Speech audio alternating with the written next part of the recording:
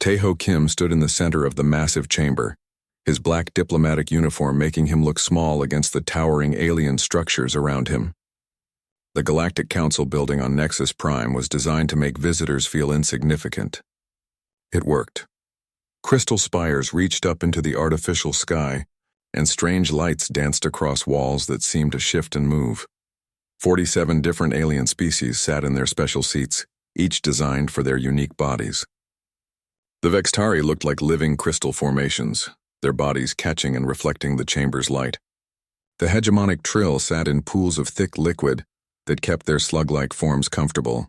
Flying creatures hung from the ceiling in energy cages, while others sat in chairs that seemed to float in mid-air. Admiral Sujin Park watched from the human delegation area.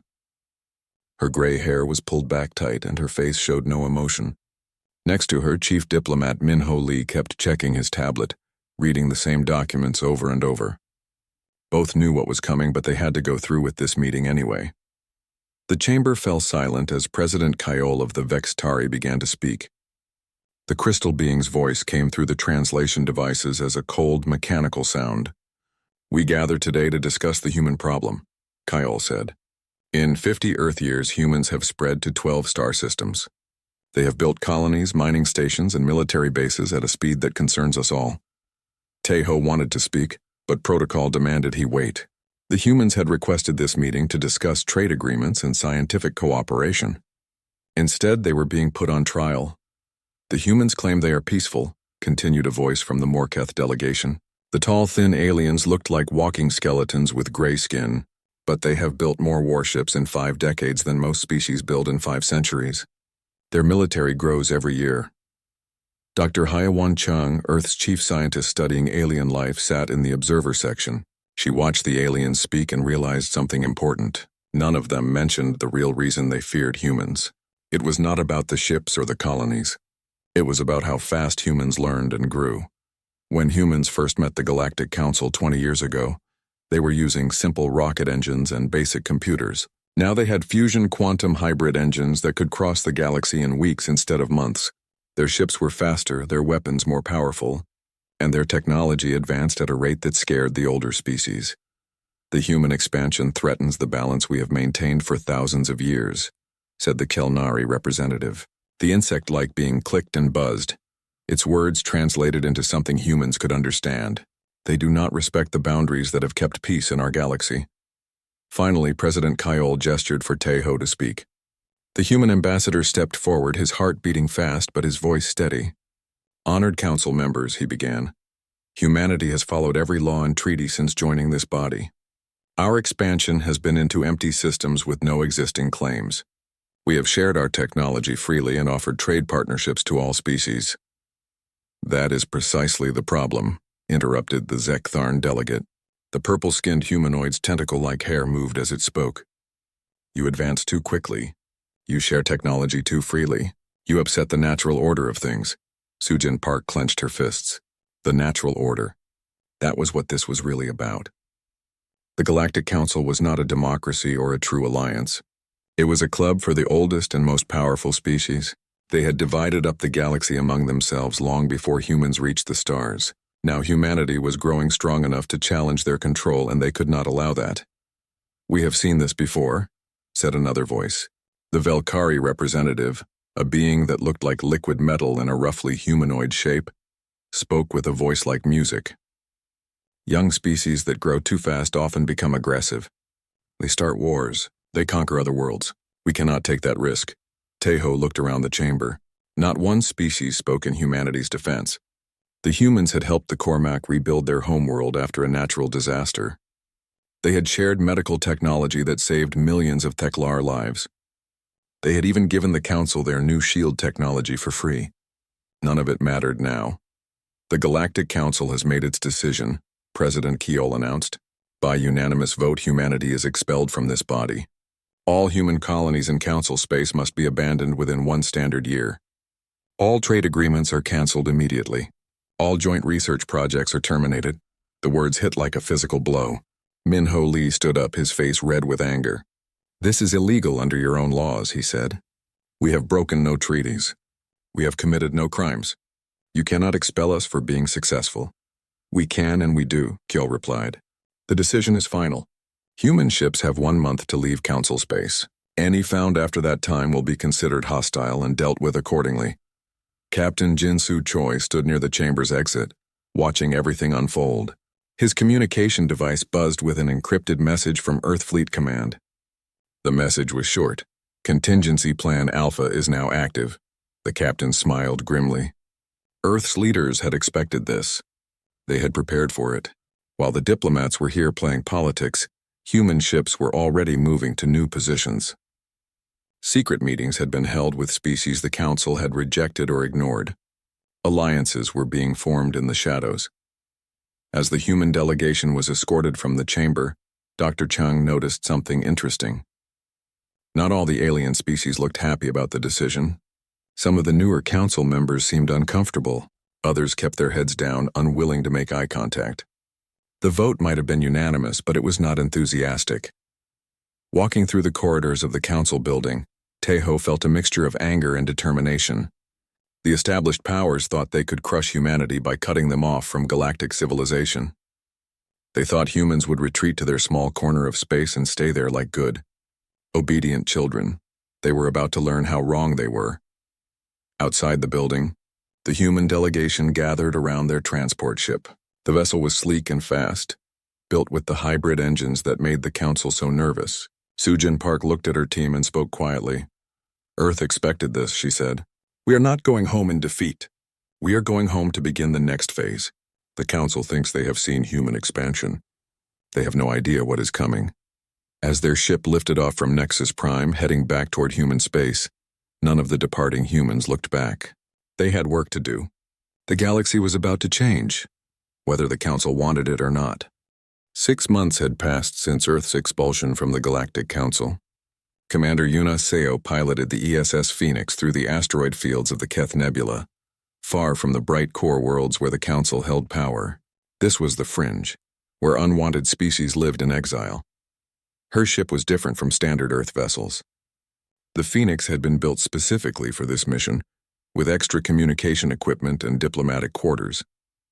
The crew was small but carefully chosen. Dr. Boram Jang sat at the science station, studying readings from the strange worlds ahead. Lieutenant Wu Jin Nam worked at the communications console, his headset translating dozens of alien languages in real time. Contact ahead, Wu Jin reported. 3 ships on intercept course. They are not Council designs. Yuna had expected this.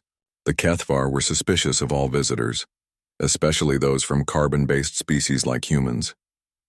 They had good reason to be careful. 300 years ago, the Galactic Council had expelled them for refusing to share their advanced shielding technology. Since then, they had trusted no one. Send the prepared message, Yuna ordered. Tell them we come seeking partnership, not conquest. The alien ships that approached looked like floating crystals, their surfaces reflecting starlight in beautiful patterns.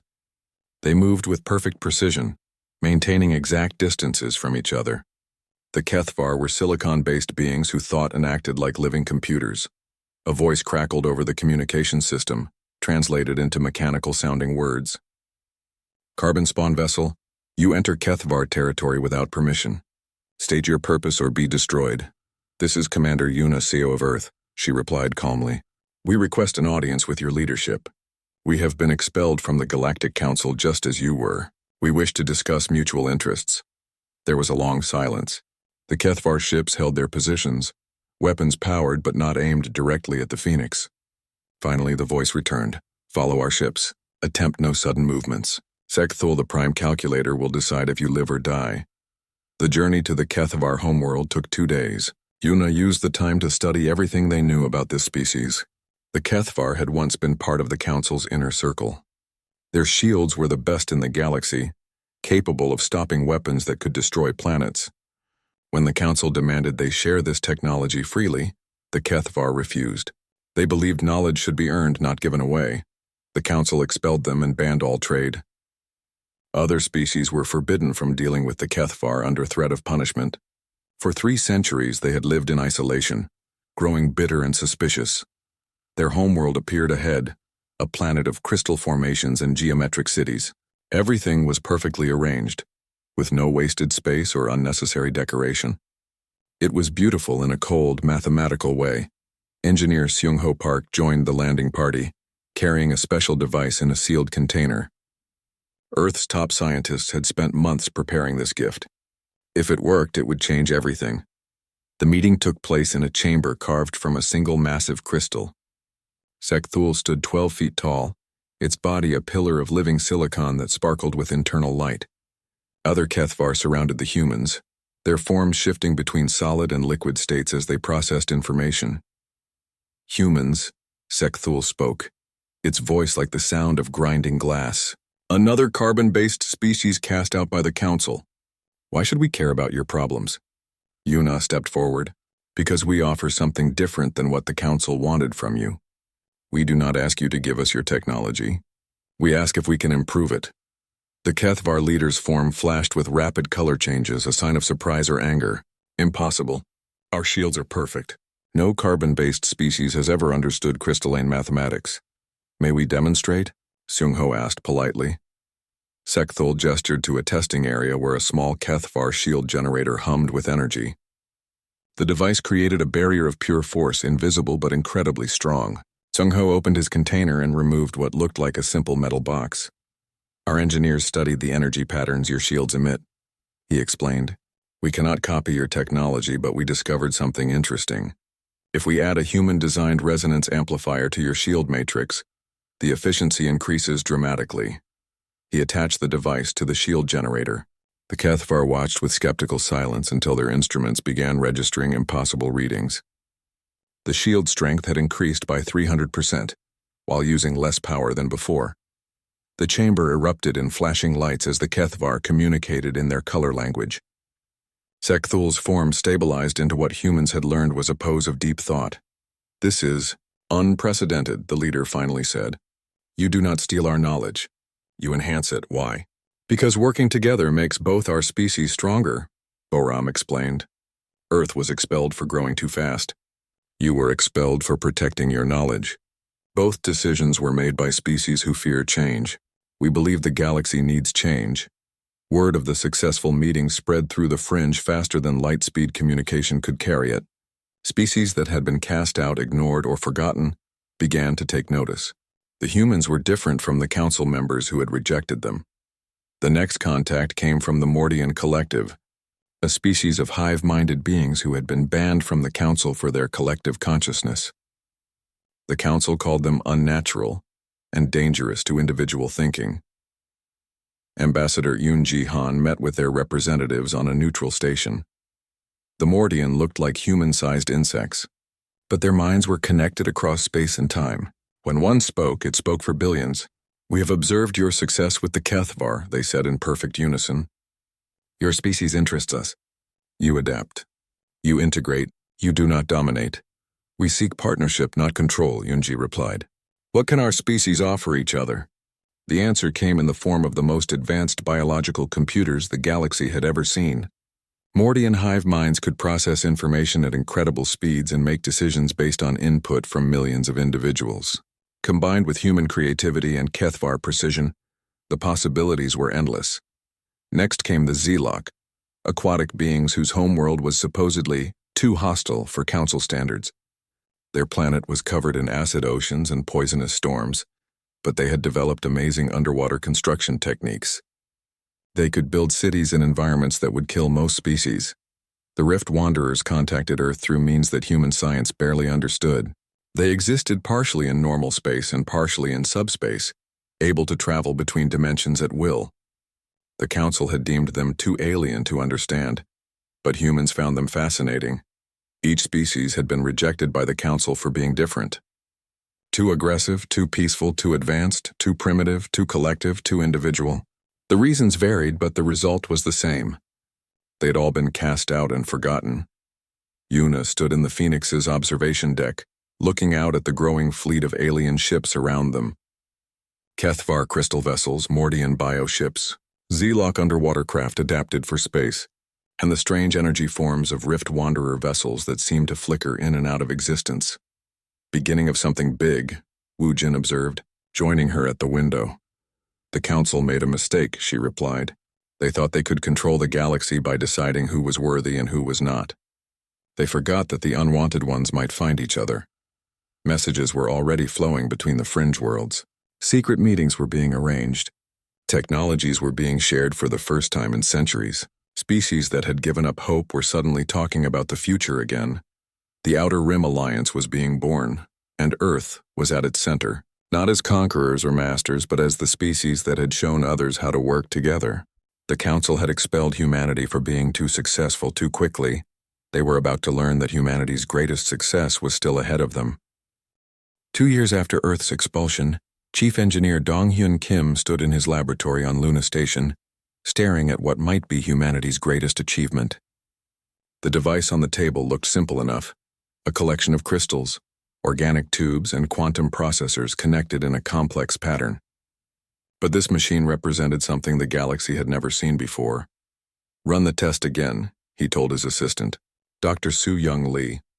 She had been working on this project for 18 months, combining technologies from 4 different species. The early failures had been spectacular, sometimes destroying entire laboratory sections. Soo-Young activated the adaptive integration protocol for the 5th time that day. HFY crystalline computing cores came online first, their silicon structures processing data at incredible speeds. Then Mordian bio-neural networks connected, adding the collective intelligence of millions of minds. Finally, human quantum processors linked everything together with Earth's latest computational advances. The result made both scientists step back in amazement. The hybrid system was processing calculations that would take traditional council computers decades to complete. It was solving problems in minutes that had puzzled scientists for centuries. "Integration successful," Soo-Young reported, her voice barely containing her excitement. "All 3 systems are working together perfectly. Computing speed is 40,000 times faster than anything the Council has." This was what made humans dangerous to the established galactic order. Other species guarded their technology jealously, sharing it only when forced or when they gained something in return. Humans looked at alien technology and immediately started thinking about how to make it better by combining it with other systems. The breakthrough had come when Soo-Young realized that different species' technologies were not competing systems.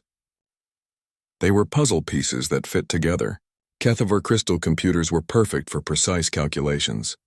Mordian bio-networks excelled at creative problem-solving and pattern recognition. Human quantum systems were best at connecting different types of information. Separately, each technology was impressive. Together, they created something revolutionary. News of the success reached Admiral Jiwon Choi aboard the construction ship ESS Builder. She was overseeing the most ambitious project in human history, New Geneva Station, the first joint facility of the Outer Rim Alliance. The station would serve as headquarters for humanity's growing alliance with the rejected species. "Engineering reports the new computers are ready for installation," her aide reported. "All systems tested and approved." Jiwon smiled as she looked out at the massive structure taking shape in the void between stars. New Geneva Station was unlike anything ever built. Z-Lock underwater construction techniques were being used to create sealed environments that could support multiple species. Rift Wanderer energy manipulation systems powered everything without traditional fuel sources. HFY crystal technology provided the strongest shields ever designed. Human engineering tied it all together, creating a structure that was greater than the sum of its parts. The first major test of the Alliance's capabilities came 3 months later. Captain Hyunwoo Shin was leading an exploration mission in his ship, the ESS Discovery, when they detected a distress signal from the Keth system. The star was dying, expanding into a red giant that would soon consume all the planets. The Keth were another species the Council had abandoned. Their homeworld was considered economically worthless because it had no valuable minerals or strategic location. When their star started dying, they sent desperate messages to the Council asking for help. The response had been silence. Now 5 million. Keth faced extinction as their planet became uninhabitable. Council species would write them off as acceptable losses. Hyunwoo told his crew as they approached the dying system. "We are going to prove that no life is worthless." The rescue operation required everything the Alliance had learned about cooperation. Z-Lock bioships designed for underwater work proved perfect for evacuating populations from hostile environments. Their vessels could land on the burning planet's surface and take off again with thousands of refugees. HFY shield technology protected the evacuation ships from the star's deadly radiation. Mordian hive minds coordinated the complex logistics of moving millions of beings across space. Rift Wanderers used their dimensional abilities to scout safe routes through the dangerous solar storms. Human ships provided the framework that allowed all these different technologies to work together. Earth's military doctrine emphasized flexibility and adaptation, perfect for a crisis that required constant improvisation. The most impressive part was the construction of habitat ships. Using the Adaptive Integration Protocol, Alliance engineers designed vessels that could support Keth biology indefinitely. The ships were built in space using materials salvaged from the dying planet's moons. Assembled by construction teams from 6 different species working together. In 3 weeks, the entire Keth population had been relocated to new homes in Alliance space. The operation that Council species would have declared impossible was completed with minimal casualties. Word of the rescue spread through both Council space and the Fringe. In Council territory, some species began to question their government's decision to expel humanity. How had the humans and their outcast allies accomplished something that would have strained the resources of the entire Council? The answer was cooperation without hierarchy. Council species competed with each other even when working together, each trying to prove their superiority. Alliance species shared freely because they knew that making their partners stronger made everyone stronger. Dr. Chang Minnow, working in the xenobiology labs on New Geneva Station, discovered something remarkable while studying tissue samples from different Alliance species. The biological diversity represented in the Alliance was greater than anything found in Council space. The Council only accepts species that fit their narrow definition of civilized, he explained to a gathering of Alliance scientists. They want species that think like them, act like them, and pose no threat to their way of doing things. They have cut themselves off from most of the galaxy's biological and technological diversity. This diversity was becoming the Alliance's greatest strength. Rift Wanderers saw problems from dimensions that 3-dimensional species could not imagine. Mordian collective minds found solutions that individual thinkers missed. Keth of our precision perfected technologies that other species could only approximate. Engineer Yuna Lim was putting this diversity to practical use in her modular habitat designs. Each Alliance station or ship could be reconfigured to support different species' needs. Zelok could have their underwater sections while Rift Wanderers had their dimensional chambers. Kethvar could maintain their perfect geometric layouts while humans kept their flexible, adaptable spaces. The Council builds everything to serve the dominant species. Yuna explained to a group of visiting diplomats. We build everything to serve everyone. The transformation was visible throughout Alliance space. Planets that had been empty wastelands were becoming thriving colonies. Species that had been isolated for centuries were working together on projects that benefited everyone. Technologies that had been hoarded were being shared and improved, but the most important change was harder to see. The Alliance was proving that the galaxy did not have to be ruled by fear and competition. Different species could work together as equals, sharing their strengths and supporting each other's weaknesses. On New Geneva Station, Representative Jun Ki-an addressed a gathering of Alliance leaders, beings of crystal and flesh, energy and metal, individual minds and collective consciousness, all listening to the same message. The Council expelled us because we were different, he said. They feared our differences would disrupt their perfect order. They were right to be afraid. We are going to change everything. Outside the station's observation windows, Alliance ships moved through space in formations that mixed technologies from a dozen worlds. The galaxy had never seen cooperation like this before. The Council was beginning to realize they had made a terrible mistake. Council President Zethmar of the hegemonic Trill stared at the intelligence report spread across his desk in the Council chambers on Nexus Prime. The documents told a story that should have been impossible. In just 3 years, the humans and their outcast allies had built an empire that rivaled the Council's own power. The Outer Rim Alliance now controlled 30 star systems.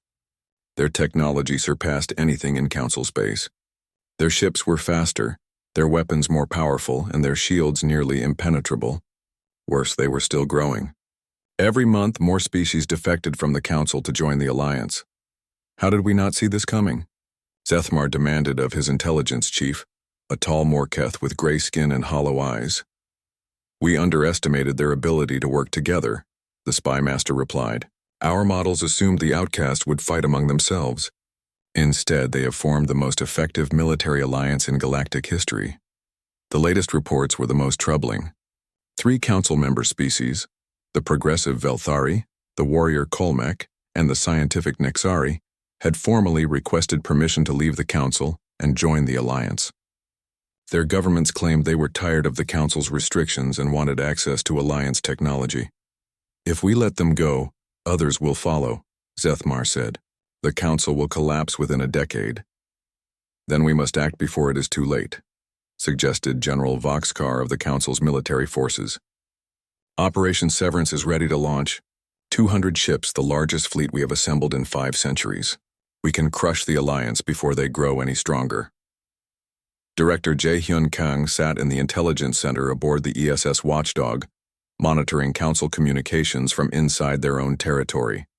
Human spies had infiltrated council space years ago, disguised as traders and researchers. The information they gathered had been invaluable in preparing for this moment. "Operation Severance confirmed," he reported to Earth Fleet Command. "Council fleet massing at Rally Point Sigma. 200 ships including 12 dreadnoughts.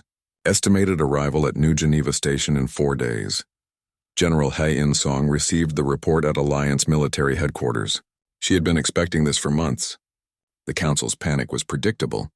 They saw their 1,000-year rule threatened and responded the only way they knew how, with overwhelming force.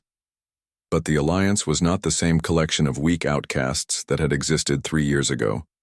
They had been preparing for this war since Earth's expulsion. "Signal all commands," she ordered. "Implement Defense Plan Omega. All ships to battle stations."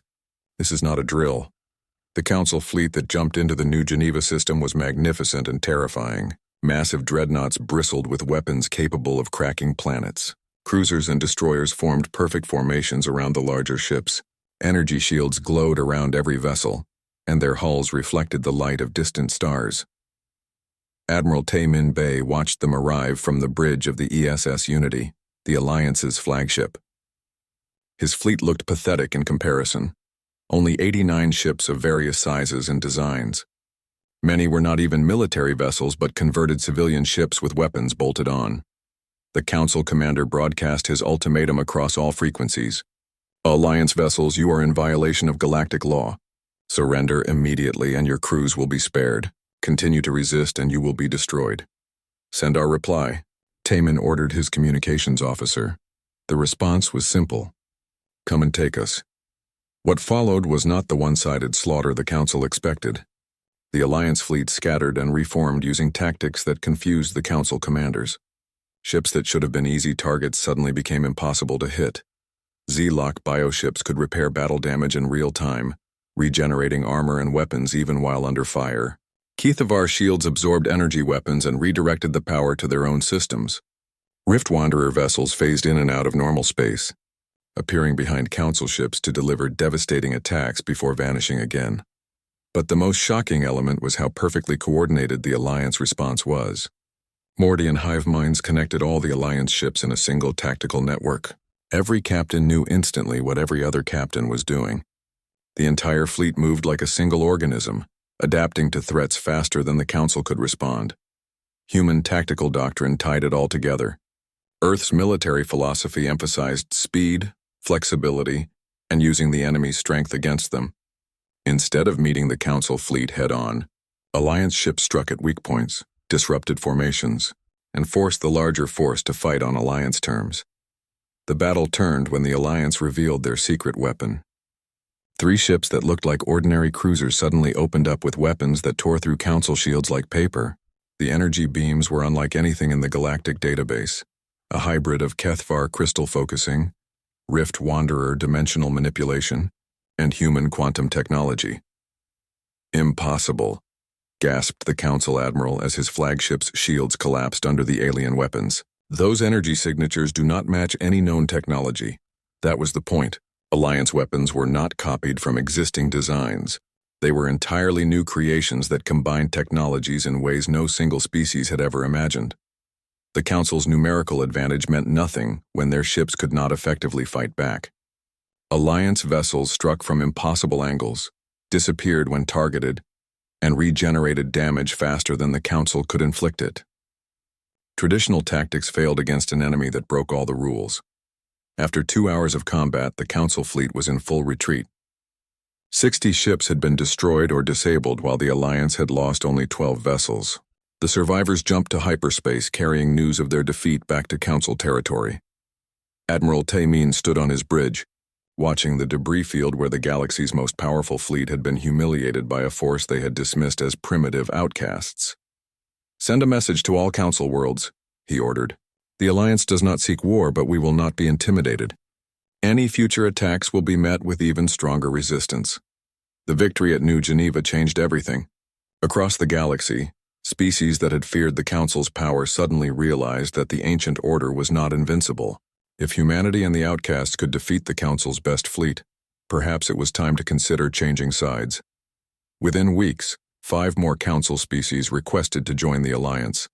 The Velthari officially defected, bringing their advanced medical technology and scientific research facilities. The Kolmek warrior clans abandoned their Council oaths and offered their military expertise to the Alliance cause. On Nexus Prime, President Zethmar faced calls for his resignation from the remaining Council members. The military disaster had shattered the illusion of Council superiority. Some species demanded immediate peace negotiations with the Alliance. Others called for total war, using every resource the Council possessed to crush the rebellion. "We cannot win a conventional war," admitted General Voxcar. "Their technology is superior, their tactics are more flexible, and they have the loyalty of their people. Our own species are questioning whether the Council deserves to rule." The ancient galactic order was cracking. For 1,000 years, the same species had controlled the galaxy through intimidation and superior force. Now they faced an enemy they could not defeat through traditional methods. In the outer systems, Alliance colonies celebrated their victory with festivals that mixed traditions from dozens of worlds. Humans and aliens worked together in the shipyards, building vessels that incorporated the best technology from every member species. The future looked brighter than it had in centuries, but the war was not over. The Council still controlled the galaxy's core systems and most of its resources. They would not give up their power without a final, desperate struggle. The Alliance had won the first battle. The real war was just beginning. 5 years after Earth's expulsion from the Galactic Council, President Insu Park stood before the largest gathering of intelligent species in galactic history. The Great Assembly Hall on Harmony Station could hold representatives from over 100 different worlds, and today, it was completely full. Harmony Station itself was a marvel of cooperative engineering. Built in the void between galaxies where no single species could claim territorial rights, it served as neutral ground for the galaxy's new government. The station's design incorporated architectural elements from 83 different civilizations, creating something that was uniquely beautiful and completely alien to traditional Council aesthetics. The old Galactic Council was gone. After their military defeat at New Geneva, the Council had fractured into competing factions. Some species had joined the Alliance voluntarily, bringing their knowledge and resources to the growing Confederation. Others had formed the Core Worlds Compact, a smaller and more rigid version of the old order that controlled only the galaxy's central systems. 5 years ago, we were expelled from the galactic community for being different, Insu began, speaking to the assembled delegates in dozens of different languages through universal translators. We were told that our rapid advancement and unconventional methods made us dangerous to galactic stability. In the audience, Ambassador Min Seo-yoon watched the faces of species that had once cowered before Council authority. The Theklar, whose homeworld had been devastated by natural disasters until Alliance technology helped them rebuild. The Keth, whose entire species had been saved from extinction by Alliance rescue efforts. The Nexari, who had abandoned the Council after seeing what true scientific cooperation could accomplish. Today, we gather not as subjects and rulers, but as equals in a new galactic alliance, Insu continued. The Unity Accord we signed today establishes principles that were unthinkable under the old order. Shared knowledge instead of hoarded secrets, cooperation instead of domination, diversity instead of conformity. Dr. Chang Min-oh sat in the scientific delegation section, marveling at what had been accomplished. His universal translation matrix made real-time communication possible between species whose languages had no common elements. The device combined human linguistic analysis with Mordian pattern recognition and Kethvar computational power, creating something no single species could have developed alone.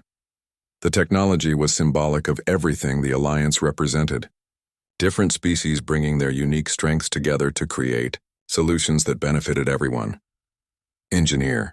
Unilim had spent 3 years perfecting the modular habitat systems that made Harmony Station possible. The station had sections designed for every conceivable form of life. Zilok could swim through their underwater districts while Rift Wanderers had chambers that existed partially outside normal spacetime. Kethvar maintained their geometric crystal gardens while humans had their chaotic but efficient living areas. We learned that our differences were not weaknesses to be suppressed, but strengths to be celebrated, Insu said, gesturing toward the diverse crowd. When silicon-based minds work with carbon-based creativity, when individual brilliance combines with collective wisdom, when warrior courage merges with scientific curiosity, the results surpass what any single species could achieve alone. In the military section, Admiral Hayen's song reflected on how much had changed since the dark days after Earth's expulsion. The Alliance fleet now numbered over 1,000 ships, but more importantly, it included vessels that represented entirely new classes of spacecraft. Bioships that could evolve their own defenses, crystal vessels that grew stronger under fire, energy beings that could travel faster than light without traditional engines. The core world's compact still existed, controlling perhaps 30% of the galaxy's inhabited systems, but they were isolated and falling further behind technologically every year. Without the diversity that came from accepting different species and ideas, they could not match the Alliance's rate of innovation. The old council ruled through fear, Insu observed.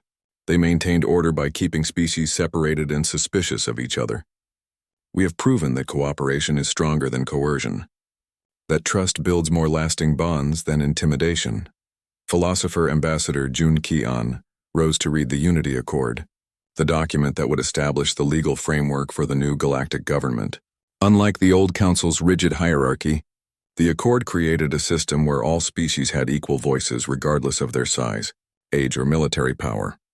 We, the free species of this galaxy, unite not in conquest but in common cause, he read. We pledge to share our knowledge freely, to protect each other's rights, and to welcome any species that seeks to join our community of equals. No being shall be judged inferior because of their biology, their culture, or their beliefs.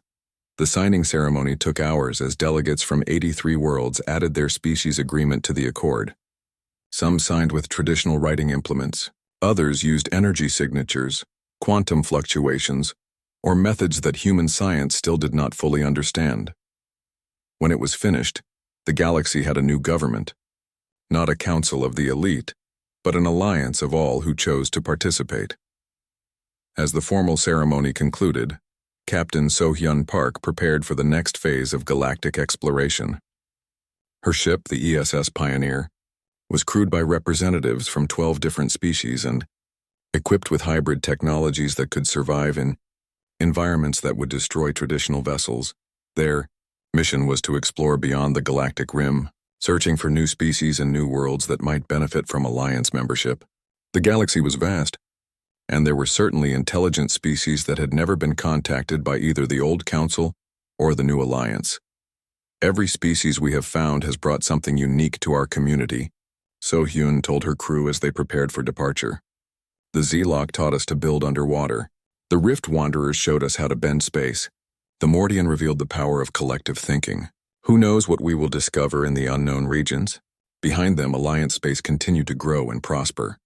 New colonies were being established using terraforming techniques that combined the best knowledge from dozens of worlds. Scientific research stations studied everything from quantum mechanics to xenobiology, with species sharing information as freely as humans shared air. Trade flowed freely between worlds, not controlled by any central authority but regulated by mutual agreements that benefited everyone involved. Pirates and raiders found it almost impossible to operate when every system was protected by neighbors who considered an attack on one to be an attack on all. The transformation was most visible in the border regions where Alliance territory met the core world's compact. Alliance colonies were thriving centers of diversity and innovation. Compact worlds remained rigidly controlled, with species separation enforced and new ideas discouraged. Young beings from compact worlds increasingly sought asylum in Alliance territory, bringing their talents and energy to communities that welcomed them. The brain drain was slowly weakening the Compact's ability to compete with Alliance innovation. "We did not set out to conquer the galaxy," Insu Park observed in her final address to the Assembly. "We were simply looking for a place where different species could work together as equals. The galaxy chose to join us because cooperation works better than domination."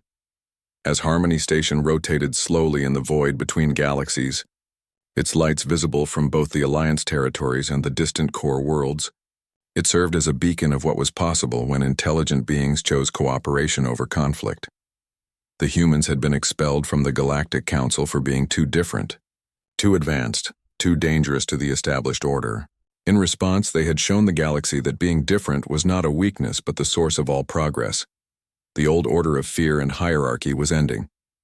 The age of cooperation and diversity had begun. And somewhere in the unknown regions beyond the galactic rim, new species waited to be discovered and welcomed into the growing community of equals. The galaxy would never be the same, and that was exactly what it needed.